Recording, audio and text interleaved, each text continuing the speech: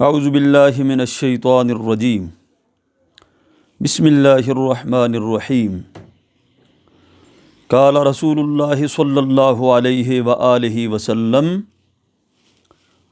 اللہم بارک لأمتی فی بکورہا، رواہ مسلم۔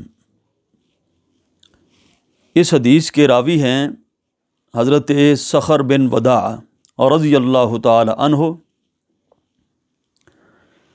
وہ کہتے ہیں کہ نبی کریم صلی اللہ علیہ وآلہ وسلم نے ارشاد فرمایا کہ اے اللہ، میری امت کے پہلے ٹائم کے اندر برکت عطا فرما، میری امت کی صبحوں میں خیر اور برکتیں عطا فرما۔ تو دیکھیے میرے بھائیوں، آج ہم لوگوں کے پاس جاتے ہیں، کوئی علماء کے پاس آتا ہے، کوئی پیروں کے پاس جاتا ہے، کوئی فقیروں کے پاس جا رہا ہے، کوئی کس کو کہہ رہا ہے، کوئی کس کو کہہ رہا ہے میرے لیے دعا کریں، میرے لیے دعا کریں، اور ہر ایک دوسرے سے دعا لینا چاہتا ہے۔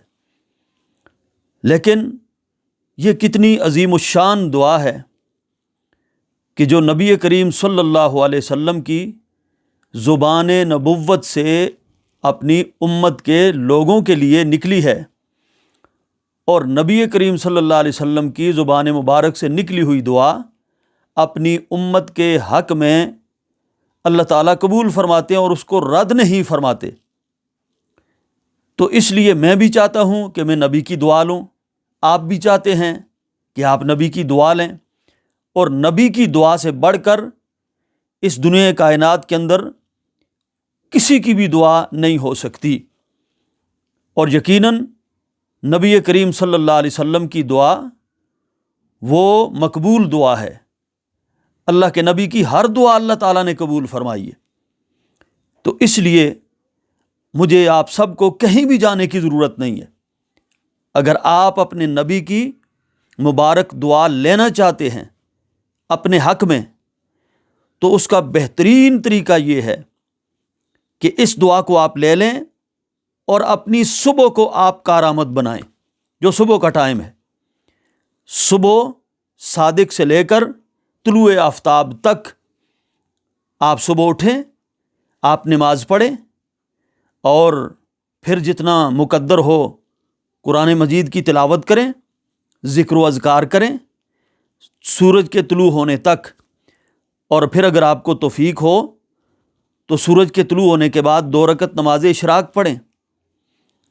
اور یہ ہے بابرکت ترین وقت، اور اس وقت کے اندر اگر آپ بیدار رہے تو یقیناً آپ کو نبی کی دعا بھی مل جائے گی، آپ کی روزی اور رزق کے اندر کشادگی بھی اللہ پاک فرمائے گا نبی کی دعا کی برکت سے۔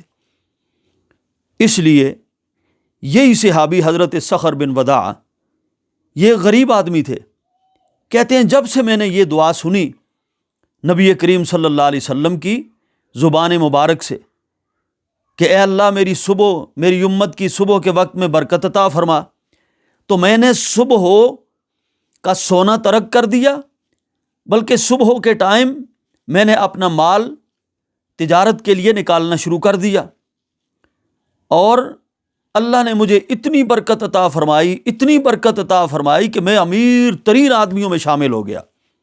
یہ نبی کی دعا کی برکت ہے۔